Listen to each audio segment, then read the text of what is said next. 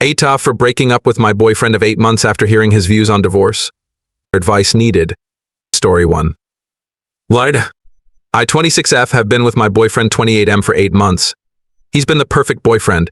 He's sweet and caring. He always shows up for me, plus he's great in bed. Obviously, as we all do, he does have some flaws, but they aren't anything you'd break up with someone over. A week ago, we were at his place and we were in bed talking about our childhoods. My father cheated on my mother and got his affair partner pregnant. He then married the affair partner shortly after his divorce to my mother was finalized. However, their marriage has been awful. He's cheated on her multiple times throughout their marriage of over 2 decades and he hasn't bothered to hide it. He's rude to her and completely disrespects her. They both work to pay the bills, but she does all the cleaning and cooking. The most he'll do is grill maybe once or twice during the summer and brag about it to everyone for the rest of the year. Long story short, my dad is a POS. His affair partner doesn't believe in divorce as it is heavily against her religion, so she stays with him despite despising him. While she did participate in the wreckage of my parents' marriage, my father was a POS to my mother too, and he probably would have cheated on her with someone else if the affair partner didn't come along. Also, the affair partner was much younger than my dad and pressured to peruse him by her parents. It's also been over 20 years. She's still not the best person, but I don't think she deserves to be tied to that man for the rest of her life. I told my boyfriend about my childhood lore and how I felt about it. He then asked me if I would divorce someone who cheated on me, and I looked him sternly in the eye and answered yes. He seemed shocked and it threw me off. 2 questions enter my head. Why, after hearing my whole story, would you think I would condone cheating? Why does it seem like you don't think cheating is a big deal? So I ask him why he's shocked, and he then says that when you love someone enough, you should be able to forgive him for cheating. I retort back by saying that if someone genuinely loves you, they wouldn't cheat on you. I am firm in that belief. Cheating is vile, and anyone who cheats on you doesn't care about you. He doesn't agree with that. He thinks sometimes things happen, and after he said that, we just stared at each other in silence for a while. We didn't really talk about it for the rest of the night and just laid in bed, but the entire time I was rethinking our relationship. In my head, his response means he's either cheating on me or is going to cheat on me. A small part of me felt like I was overreacting, but his reaction and what he said is something I can't get over. I could feel the feelings I had for him fading the more I thought about it. The next morning before we left for work, I broke up with him. Maybe I should have waited for a better time, but I wanted to leave that relationship as soon as possible. I can't really give much detail about our breakup because it got really personal and I honestly blanked for most of it.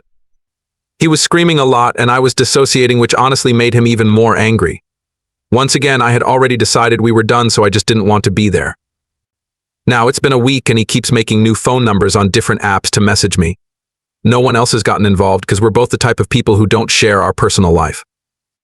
The way he's spamming my phone and making different numbers does make me realize that he was definitely crazy. However, I'm wondering if I was the jerk for breaking up with him. Not factoring in his reaction to the breakup, did he have a point?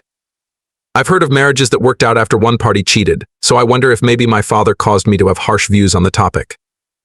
Do you guys think what he said about divorce was grounds for breaking up? Do you think it was a red flag? First comment. AITAH, you have different values. That's absolutely a good reason to end a relationship. You have every right to draw a line at cheating, and he has every right not to. You aren't being harsh, you know yourself. His callous disregard for cheating as something that just happens would make me believe that he's okay with cheating too. I also agree with you on the huge red flag that is his continual attempts to contact you via multiple avenues. This guy does not respect your boundaries. He thinks he can convince you were wrong to break up or change your mind. If he respected you, he would accept your decision to end the relationship no matter the reason. You dodged a bullet. Second comment. AITAH, you discovered a major difference in core values and beliefs. That's absolutely grounds for breakup. Could you have maybe waited to have another more fulsome conversation on the topic to really flesh out each other's views? Maybe. I wasn't there and don't know how deep in the weeds you both got. His belief isn't wrong, lots of people do forgive. Your belief isn't wrong either. That's the neat thing about values. They are individual. Marriage is hard. I have been married and divorced. Consider yourself lucky to discover incompatibility now than after the wedding. Some people really care a lot about sexual monogamy. Others care more about emotional monogamy. And other people absolutely suck at monogamy. I think your dad might be in this category. People who suck at monogamy should not make promises to be monogamous, and I learned this through personal experience. I never cheated on my husband, but have on others and always felt awful about it. It didn't mean I didn't care. That really isn't true. I really just love sex. Not everyone does well being monogamous.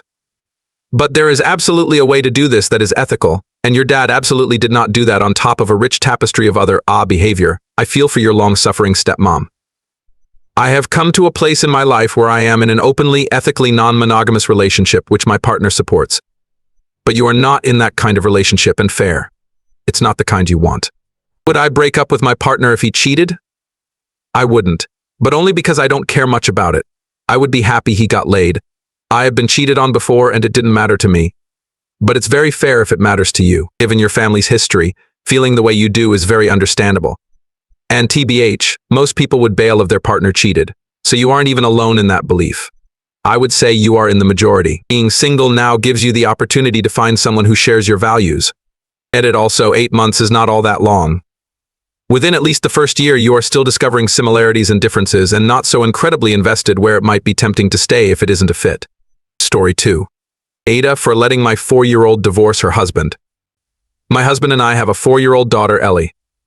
Ellie has a best friend, Andrew, 4, from her daycare. She asked him to marry her at least once a week, and they ended up getting married at daycare a few weeks ago. Andrew even made her a little ring. Teachers sent pics of their little wedding. It was adorable. We had Andrew over for a play date on Saturday. This was the first time Andrew's been to our house.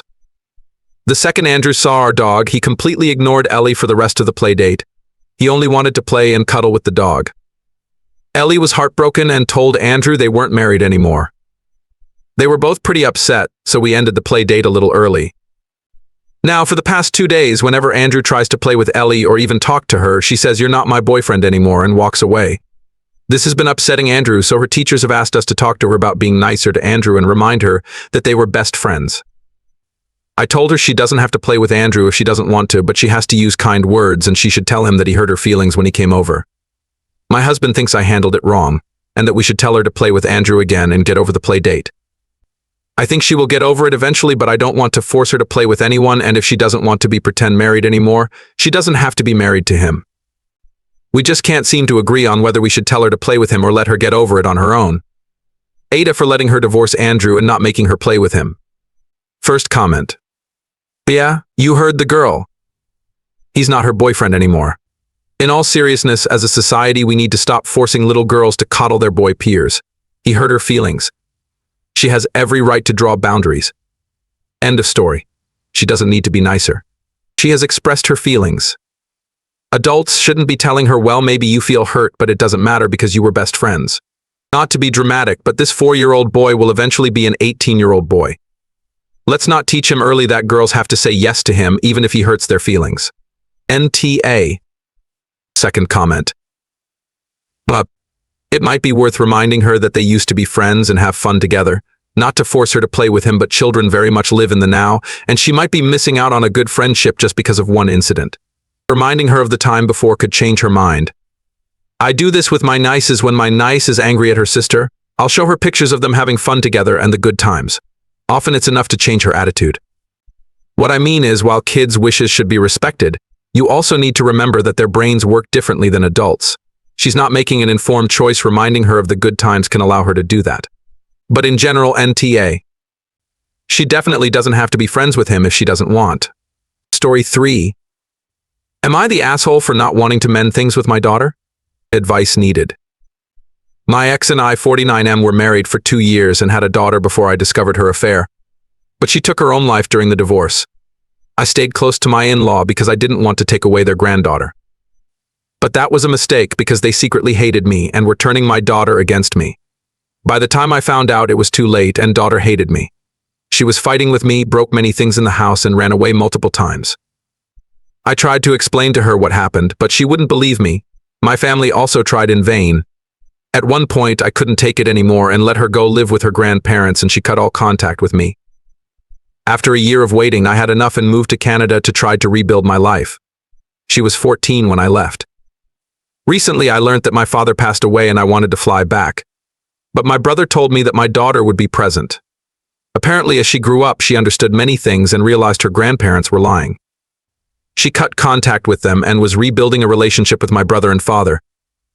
They didn't let her contact me because I was still in a bad place. And frankly, I'm still am.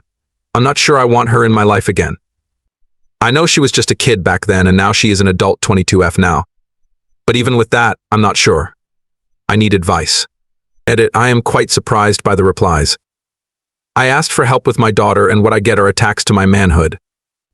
It is quite funny when I receive messages of people insulting me and telling me to grow up when theses people are reaching out to me and insulting me because they were displeased by my story, a story they saw on internet too. The adult thing to do would have been to simply not reply. Thanks to those who provide answers and support. I really appreciate it. Anyways, I called my brother back and we agreed that we will try to repair our relationship after the funeral. For now, we will mourn my father.